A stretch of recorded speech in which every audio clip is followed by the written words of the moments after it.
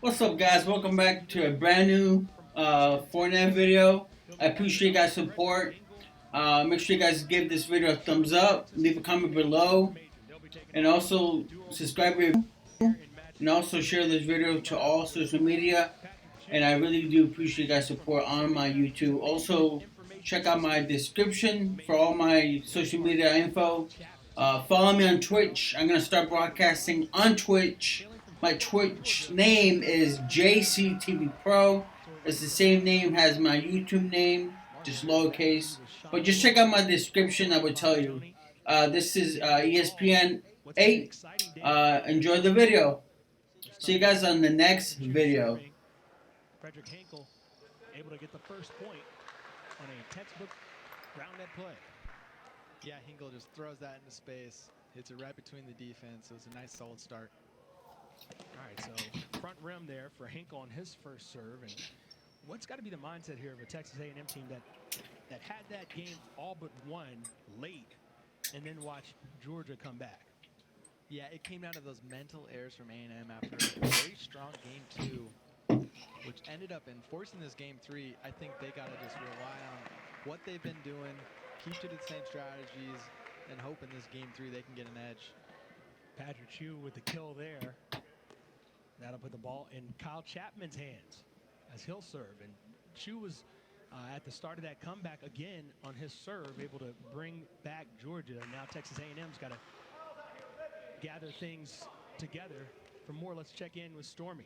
Well, you guys talked about the mindset of Texas A&M. Well, the mindset of this UGA team is just one more. 21 points is all we need. Let's go in here and get the work done here at home. And Patrick True kind of funnily said that he was a little bit tired, which is ironic because everybody on his team makes fun of him for being lazy because he doesn't really move a whole lot out there on the court. He takes fewer steps than he does grunts, apparently, according to the rest of his team. But he said that he was feeling a little bit tired. Well, he's been certainly efficient today, Stormy. And Patrick Chu, maybe they got to work on his conditioning program, Sean. But right now, they've gotten it done. And here in the early going in Game 3, we're seeing just, from a technical standpoint, pretty fundamentally solid. This is what you're supposed to do when you're on defense playing Roundnet. Yeah, nothing too fancy from either team at the start of this Game 3. I think they both just want to get those points that they know they can earn and not make those mental errors that have kind of been the difference in Game 1 and 2. Double fault there from Frederick Hinkle. Goes back over to Kyle Chapman. So Chapman and Chu here, able to engineer a comeback in game number 2. They can clinch a national championship if they can find a way to get it done. Meanwhile, the story we mentioned, Texas A&M just trying to get to 21 points so they can force a third match between the two schools. Chapman, front rim there, double fault. And now Luke Marshall will have a chance to serve a break point and put his team up by 2. Pivots over to his right.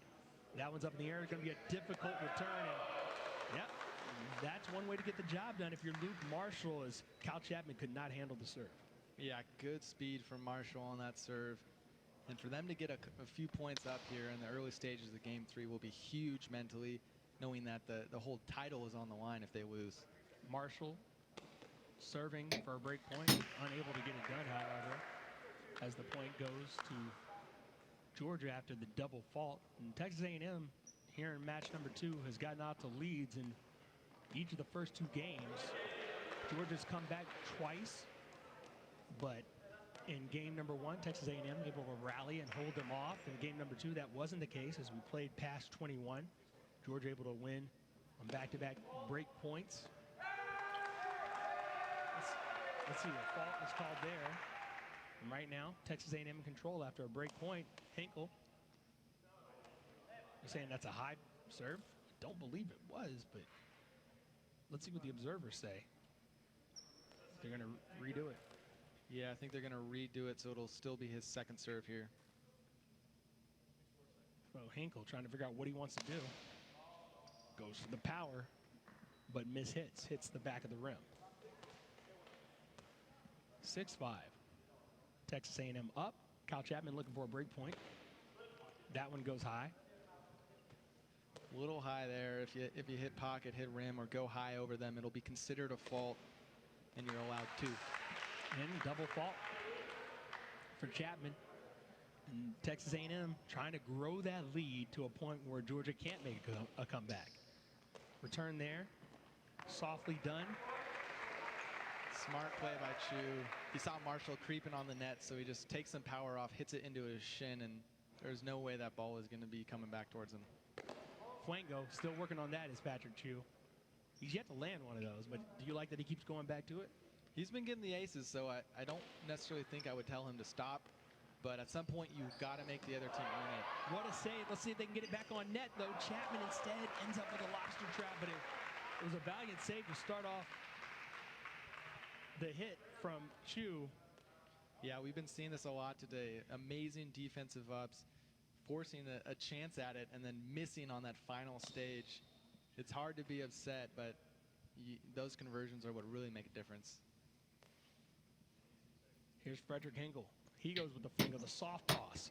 Chu from Chapman, and then Chapman with the finish. Great response there to a difficult serve, considering how powerful Hinkle usually is with his serves. Yeah, take a look at this. Chapman does a good job getting the short. I think he senses Marshall coming over behind him to try and play that wrap hit, so he hits it with a backhand behind him where Marshall just was. Here's Kyle Chapman again, returned by Hinkle, and then over to Marshall, who easily sets up Hinkle for the kill. A&M with a nice 2-point cushion here. They're going to need this going into the second half. That ball goes up and high. Marshall will get a second serve. Chu back to respond, and that one misses everything. Double fault. So now Chu will be in the driver's seat. Again, Texas A&M up 9-8. Second serve coming for Patrick Chu. Is the team of Chu and Chapman. He hits front rim, though. It's a double fault. Yeah, they're just trading points back and forth here.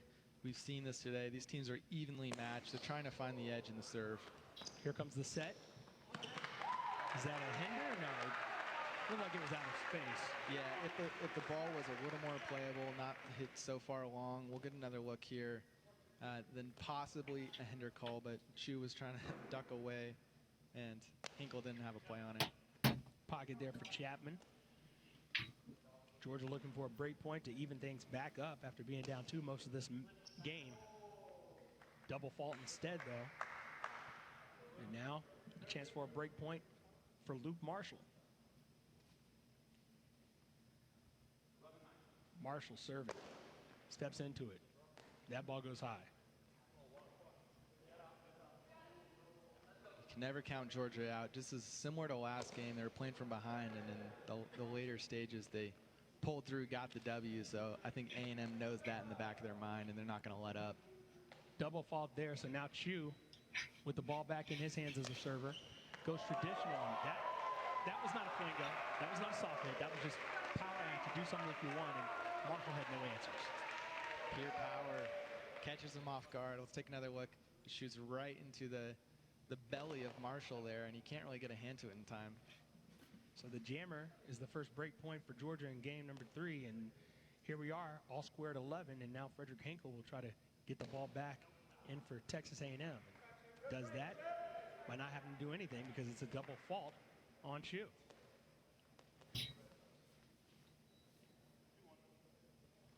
Hinkle.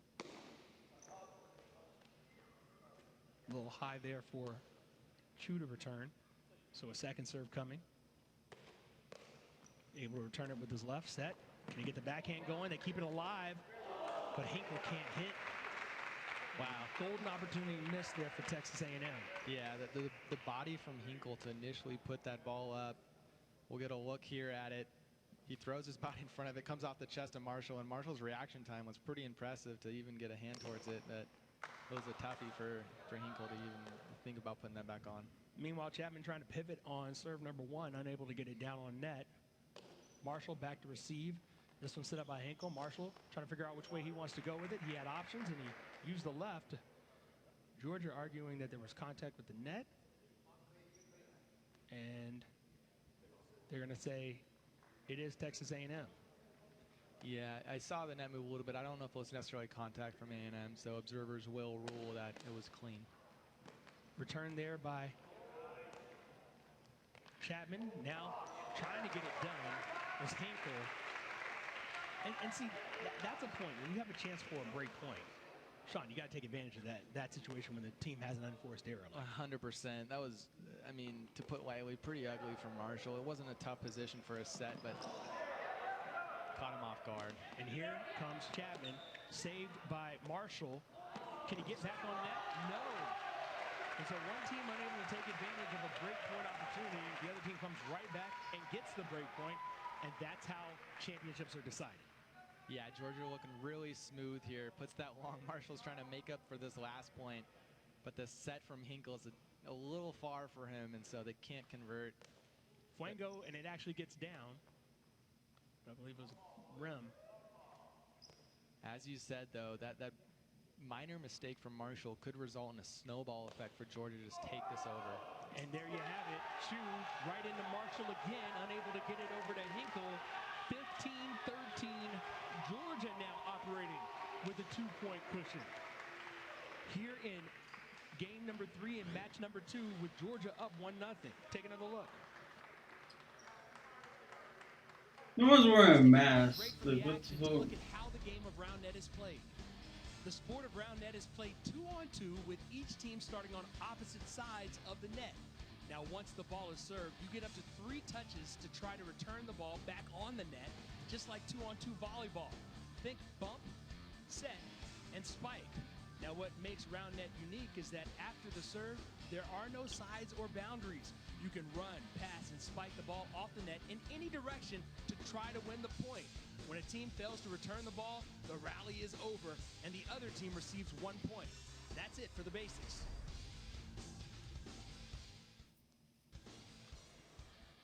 The Spike Ball College Series began 2 years ago with UMass Amherst winning it in 2017 and UTC in 2018. This year, there were over 100 official college programs across 9 regions of the country, all competing to qualify for today's college championships. All qualifying schools sent their top 3 teams to compete together as a school. In a single elimination bracket, School A's top 3 teams compete against School B's top 3 teams. Whichever school wins the best of those 3 matchups advances to the next round until one school remains and is crowned champion. So we've seen here Texas A&M in each of these 3 games has built an early lead to watch Georgia come back. Here we see Georgia come back maybe even a little earlier than what we've been used to. Usually Texas A&M gets to around 15, 16 points before Georgia makes the move. Georgia's already made the move. They're in the driver's seat. 6 more points, they're going to win a national championship. Yeah, and I think they can taste it at this point.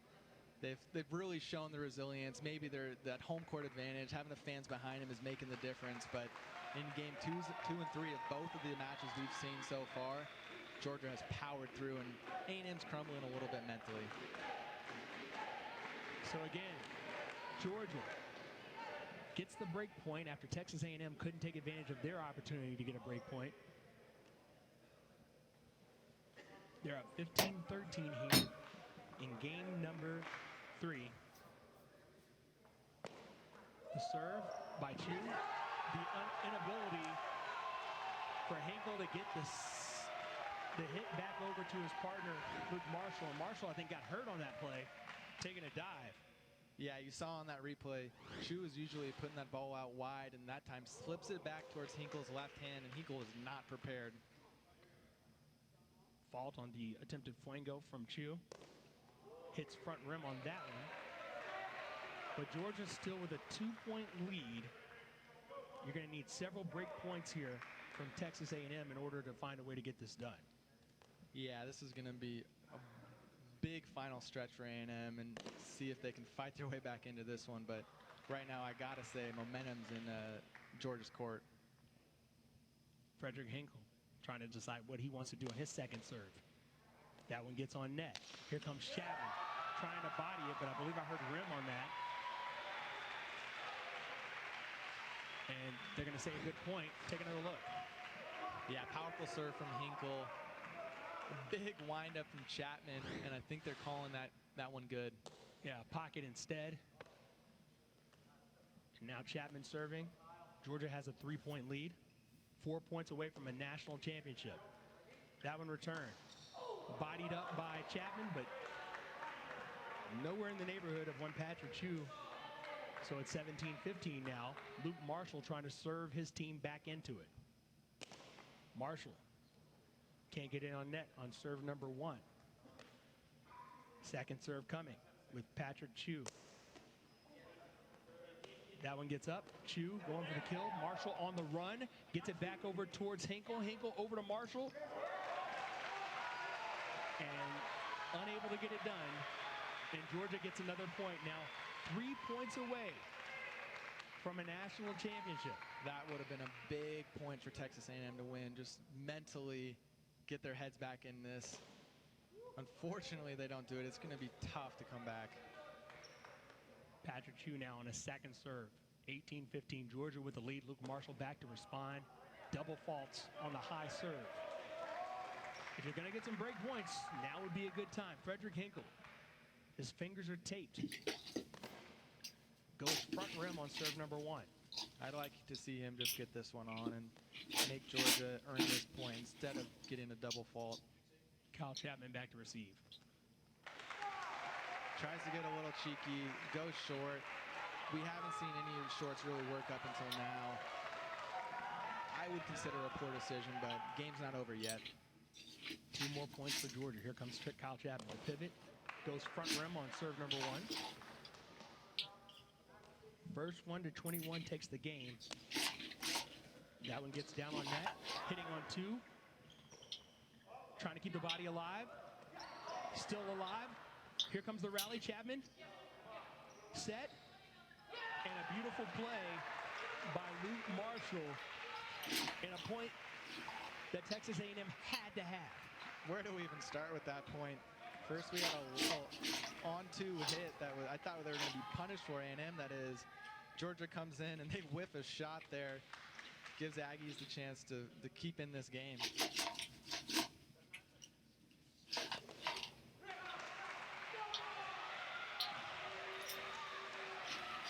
Big game point here. Bulldogs can taste it. Not just a game point, it is a match point. Who else but Patrick Chu serving for it? He goes front rim on serve number 1. Georgia serving for it again, and it's an ace to end it. And with that, Georgia storms back and takes match number 2, and with it, the Spike Ball College Championship.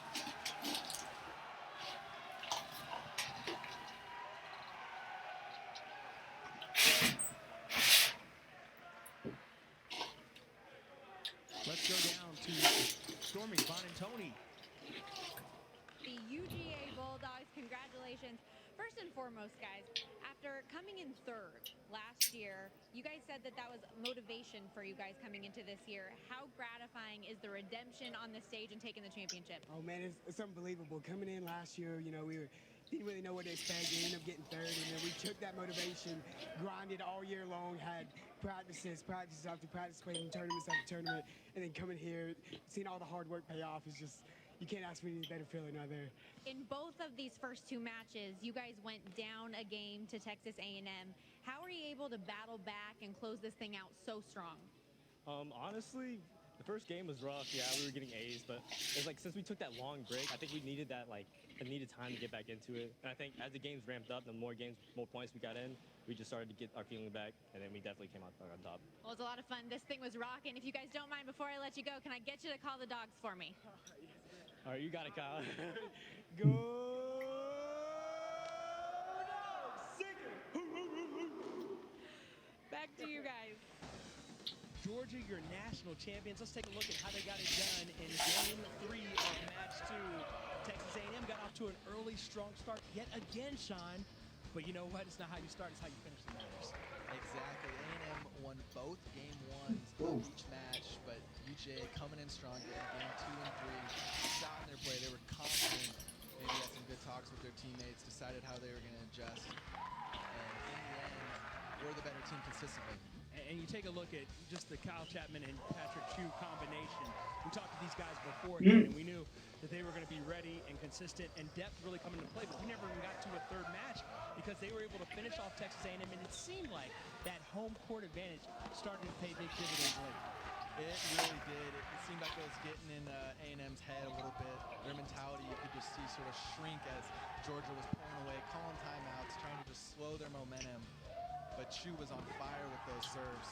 Yeah, again, Texas A&M had a lead early in this one, but once Georgia got in control, they never let up, and really no answers for Texas A&M late in this one. It was tough, and we'll see here a poetic ending for Chu. He was big for them on serves and ends up getting the ace for the win.